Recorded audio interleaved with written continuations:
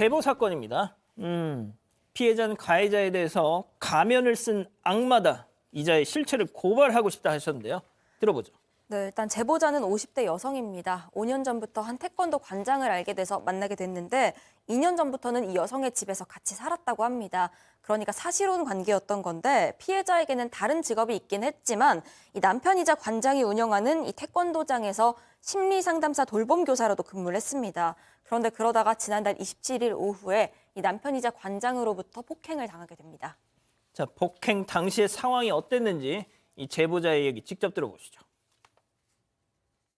이제 골반에 앉아 있었습니다. 캔맥주를 딱 따는 순간 주먹이 날라와서 머리를 세 대를 주먹으로 때렸고 저를 밀쳐서 땅바닥에 잡아뜨리 한 다음에 내 배에 올라타고 내 목을 졸라서 제가 기절했습니다. 그때는 아무 생각 없어요. 너 같은 건 죽어야 돼 하고 목 조르는 것밖에 기억이 안 나요. 두 번째 졸렸을 때 저는 숨이 멎어서 영혼이 빠져나가는 느낌? 내가 이렇게 죽는 거구나. 너무 고통스러웠어요. 저 안마 의자에 패대기 처짐을 당했을 때 그때 이제 막 목졸림을 당했고 아, 내가 이렇게 죽는구나라고 생각을 하셨다는 거예요. 자, 저 남성 직업이 뭔지 아십니까? 태권도 관장입니다. 온몸이 흉기인 사람이에요. 그렇죠. 손으로 때리면 크게 다칠 수 있죠. 자, 그렇기 때문에 이제 문제가 되는데 크게 폭행이 한 3군데서 3번 정도 이루어지는데요. 첫 번째는 골방에서 폭행이 이루어집니다. 주먹으로 머리를 폭행을 하고 또 목을 조르기도 하고요. 또 지금 중반에 좀 봤던 장면은 또 옆으로 이제 다른 방으로 이동을 해가지고 질질 끕니다. 끌고 갑니다. 가서 거기서 대화를 조금 나누다가 다시 또 갑자기 또 안마 의자에 피해자를 밀어 넣은 다음에 또 목을 졸라서 기절을 시킵니다. 그 다음에 다시 또 이 태권도장 바닥으로 피해자를 데리고 간 다음에 또 넘어뜨리고요. 목을 조르고 또 머리를 주먹으로 수차례 때리고 흔들기도 했습니다. 자, 뭐 그냥 갑자기 저렇게 폭행이 있었던 건 아닙니다. 그 전에 뭔가 말다툼이 있었는데요. 이 사람 때문이었습니다. 체크포인트 짚어보죠. 역시 20년 만난 내연녀. 자, 이게 무슨 얘기인지 제보자 얘기 계속 들어보시죠. 내연녀 때문에 내연녀 20년 사귀었다잖아. 20년 동안 나한테 그렇게 말했어요. 그 사람 말은 어머님 제사 때 도장에서 요리를 했대요. 나 만나기 전에. 이렇게 계속 이어왔는데 헤어지고 나랑 같이 다시 잘 살자. 난 그거 못하겠어. 그래가지고 그냥 갑자기 주먹으로 그냥 한 3방 때리고 그렇게 한 거죠. 자, 사실혼 관계였어요. 자, 그런데 내연녀가 있어요. 당연히 이 피해자는 그 여자랑 헤어져 했겠죠. 그런데 들으신 것처럼 못 헤어져. 좀 이해하기가 어려운 상황이었던 거죠. 이 지금 피해자가 집에서 이제 같이 산 이후로 여러 번 내연녀 문제로 다퉜다라는 거예요. 한 번은 이 남성이 뭐 전화 통화하는데 굉장히 신나서 막 웃고 떠들고 했답니다. 그래서 아니 누구랑 전화하는데 전화 끊고 났어. 누구랑 통화했는데 그렇게 행복해? 그렇게 물어봤더니 내연녀라고 대답을 하더라는 겁니다. 이게 저는 잘 여기서부터가 이해가 안 가는데 어쨌든 그러고 나서 내연녀 때문에 다투면 집을 나갔다라는 거예요. 내연녀 때문에 집을 나가게 한 4번 정도가 있었다라고 합니다. 그리고 심지어는 내연녀를 같이 만난 적도 있었고 내연녀가 만나가지고 이 자신한테 남자 그 빚도 좀 갚아주고 그래라 이런 얘기를 들었다는 겁니다.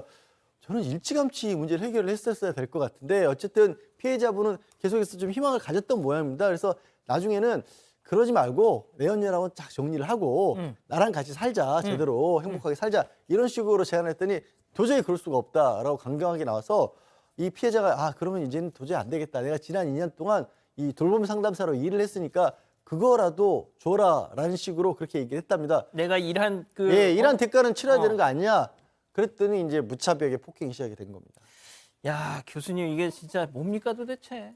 근데 이게 뭐 이렇게 그냥 단순히 서로 뭐 삼각관계 이 정도가 아니고요. 예. 피해자는 나름대로 관장에게 최선을 다한 걸로 보여요. 차도 사주고요.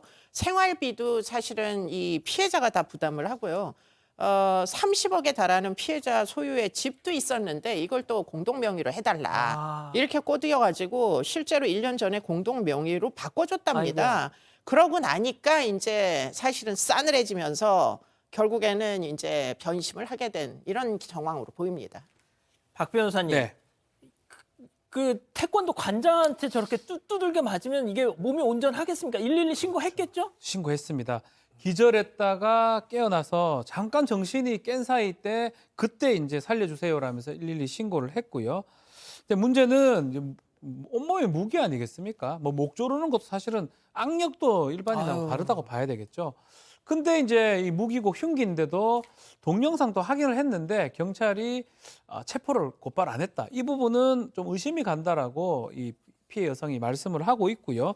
다만 폭행 혐의로 어제 입건이 된 그런 상황인데 이 간장의 얘기는 좀 다릅니다. 목 조른 거는 맞다면 인정해야죠. 왜냐하면 좀 영상이 다 있으니까. 그렇지만 아이고. 죽인다는 말을 안 했다. 근데 이거는 사실 의미가 좀 있어요. 만약에 죽인다는 말을 하면 정말로 살인미수가 될 수도 있습니다. 그렇기 때문에 그런 걸 알았기 때문에 또 동영상 CCTV는 음성은 녹음하지 않습니다. 녹음하게 되면 그게 잘못된 불법이 될 수 있거든요. 영상만 있죠. 영상상으로 목 조른 것만 지금 인정한 그런 상황입니다. 자, 이제 태권도에 이제 초등학생, 중학생 뭐 이런 친구들 가는 거 아니에요. 자, 근데 저렇게 사실혼 관계, 사실상 자신의 배우자를 저렇게 두들겨 팰 정도면 애들한테는 어떻게 하겠느냐. 네, 아이들도 많이 오는데 뭐 말을 안 듣는다, 품새가 안 좋다 이런 이유로 머리채를 잡아 끌기도 하고 주먹으로 등을 때리는 일이 하루에도 몇 차례씩 있었다고 합니다. 이걸 자주 봐왔다는 게 제보자의 주장이고요. 이 사실을 학부모들도 잘 몰랐다고 하는데 아이들한테는 네가 잘못해서 맞은 거야 이런 식으로 입단속을 시켰기 때문입니다. 한 번은 너무 심하게 아이를 때리길래 그만하라고 말리면서 신고하겠다고 했는데 그랬더니 제보자에게 너 이럴 거면 나가라고 했다고 합니다. 그런데 이 인물이 지금 학교폭력 청소년 보호합시다 뭐 이런 홍보 활동도 하고 있다고 해서요. 정말 파렴치한 두 얼굴 가진 사람이라는 걸 알리고 싶다고 했습니다. 야, 참 이율배반적인 사진이 딱 저렇게 나가네요. 네, 그러게요. 이 지금 피해자 같은 경우에는 이 상황을 학부모들에게 좀 알려야 한다라는 약간의 책임감까지 느끼고 있는 것 같습니다. 왜냐하면 이 일이 벌어지고 나서 본인에 대해서 그렇게 폭행한 이후에도 아이들을 멀쩡하게 가르치고 있다고 합니다. 그리고 아이들에게 폭력을 행사하기도 하고요. 또 짐작하시겠지만 저 관장이라는 사람이 굉장히 뭐 화가 많다고 해야 될까 좀 무서운 그런 편이라고 합니다. 그러니까 애들도 여기에 대해서 좀 뭐라고 말을 못하긴 하는데 이 피해자 말은 그렇습니다. 아이들을 때리고 그렇게 폭력적인 성향을 가지고 있는 사람이 그렇게 윽박지르고 하는데 그럼 태권도를 배우고 아이들이 뭘 배우겠냐라는 거예요. 그러니까요. 자, 교수님, 제가 이 피해자분하고 맨 처음 이제 통화를 했었거든요. 제가 취재를 하면서 네. 뭐 계속 우시더라고요. 뭐 울 수밖에 없고요. 지금 사실은 이제 세월이 또 너무 허탈할 겁니다. 그런데 아까 박지훈 변호사님이 그 죽어라 이런 얘기는 안 해서 이게 이제 뭐 기껏해야 이제 가정폭력 사건으로 처리될 수밖에 없다 이렇게 말씀하셨는데 이게 사실은 우리나라의 가정폭력에 대한 인식이 너무 문제를 심각하게 여기지 않는 거 그건 정말 문제라고 생각이 들고요. 왜냐하면 이 폭력으로 죽을 뻔 두 번 했습니다. 한 번은 실신했고 한 번은 기절했다는 거예요. 맞아서 실신하고 목 졸려서 기절하고.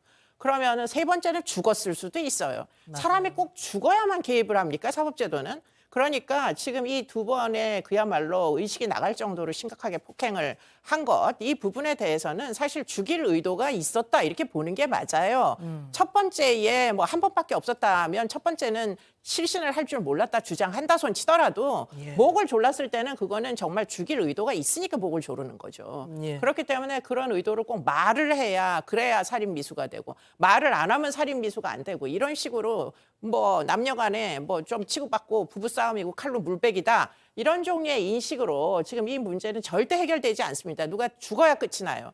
그러니까 지금 이런 상습적인 가정 폭력의 경우에는 보다 엄격하게 만약에 뭐 본인이 용서해달라고 이야기를 하더라도 반의사 불벌죄니까 처벌하지 않는 관행을 깨시고 폭력의 수위가 얼만큼 심각하게 피해를 유발했는지를 보고 판결을 해주셔야 되겠다. 피해자의 생명권 보호는 법원이 책임이 있다. 이렇게 보입니다. 맞습니다. 그 피해자분이 지금도 꿈을 꾸시면 이 장면이 눈앞에서 펼쳐진다고 합니다. 꿈에서 말이죠. 이 사건의 진실을 추적하고 싶으십니까? 그렇다면 사반 채널을 구독해주세요. 지금까지 이자연 기자였습니다.